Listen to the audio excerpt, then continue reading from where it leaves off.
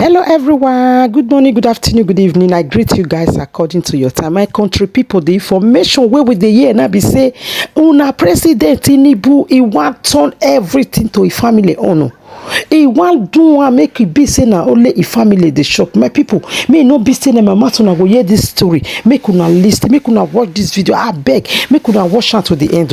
Make una see wetin tinubu dey plan before, because he know say where he dey go na in here pass now. I beg, make una watch this video. If una never follow this page, I beg, make una not forget to follow this my page. Make una like this video, make una share am, make this video go viral. Thank you and God bless you all until I come your way next time. Let's watch together. Another major reason why I don't want Tinubu to be at the helm of affairs. And the reason is this. Tinubu is a man who loves to turn government to family business. He loves to bring members of his family and begin to put them in key positions as if our collective wealth belongs to only him. He did it in Lagos and he is planning to do it now at the national level. And this is the reason why the judiciary has to do the right thing in the case of this man. We cannot surrender our commonwealth to one person. As I speak to you now, there is a silent plan to make his son, Seyi Tinubu, a minister. The minister for youth. Somebody who has no experience whatsoever. And look at how he's stylishly trying to get at that plan. First, he appointed a 64-year-old Abubakar Momo as Minister for Youth. Then, the same him sponsored people to begin to complain that the man is too old. That how can you appoint an old man as Minister of Youth? Then, he moved the man to another ministry. Now, the Ministry of Youth is empty. There is no minister there. Then, only today, APC youth leaders wrote this open letter suggesting that the president should allow his son, Seyi Tinubu, to choose a minister for that Ministry of Youth. See as they write the letter. Clarion call for a purposeful minister of youth that is fit for the job.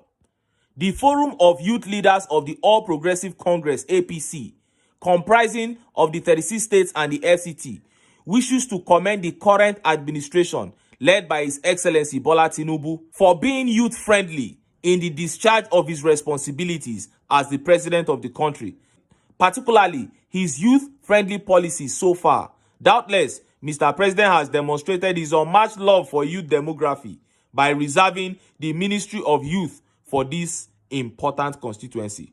The forum, having observed that the strength and success of this administration depends largely on the viability of the youth ministry, is requesting for a careful consideration of the personality of the would-be Minister of Youth to be in tandem with the peculiar character of the youths in terms of ability to network with the segment and the contribution of the youth ministry to ease youth agitation across the country.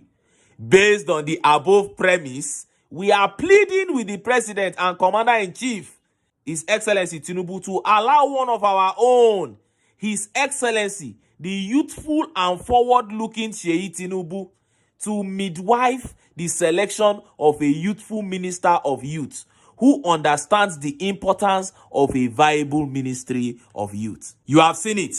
They are writing that Tinubu should allow his son, Seyi Tinubu, to choose a minister, to choose the Minister of Youth. Under what capacity, for God's sake? And what they are doing here is that they are stylishly trying to suggest Seyi Tinubu as the Minister of Youth. And all these people are sponsored by the same Tinubu. He's doing this so that when he appoints the boy as minister and Nigerians want to complain, he will now say that it was youths that suggested the boy. And Nigerians were not happy with this development at all. Look at some of the tweet reactions. This tweet says, "So Seyi is now the temporary commander-in-chief, right?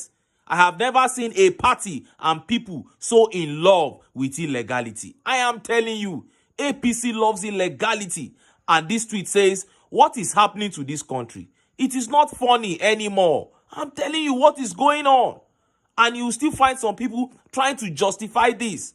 And this tweet says, "When did issues of a country of over 200 million people become a family matter? I wonder how." And this tweet says, "Same thing they did with Lagos State, family business." Oh, now my big question to the judiciary is this. Is this the kind of country that you want to leave behind for your children? Or is it only money you are going to collect and leave behind for your children?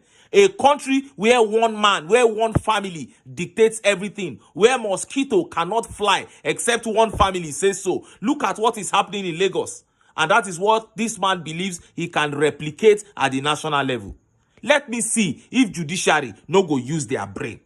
Now, Tinubu remaining in office will spell doom for Nigeria, because this man clearly does not know what he's doing. He's just trying to follow the manifesto of Peter Obi.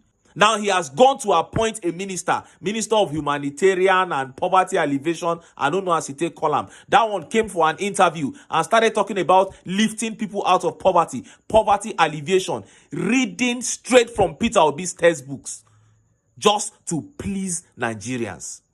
But by listening to her alone, you can tell that this lady does not even know how to do the things she's saying she will do. And Nigerians came for her. Watch the video. We didn't have a minister for humanitarian affairs and poverty alleviation. We had a minister for humanitarian affairs, disaster management and social development. Poverty alleviation was introduced by President Bola Ahmed Tinubu, and this is because of the emphasis he wants to put on poverty eradication in line with the SDG goals to end poverty by 2030. History is important because it shapes where your present is and what the future should look like. We would be looking at what was implemented, how it was implemented, the challenges they faced, the setbacks, and why certain things were not achieved. And then, of course, what was successful and what can we build on. All of that will be brought into consideration. Right now, what we're doing at the ministry is having presentations from the different departments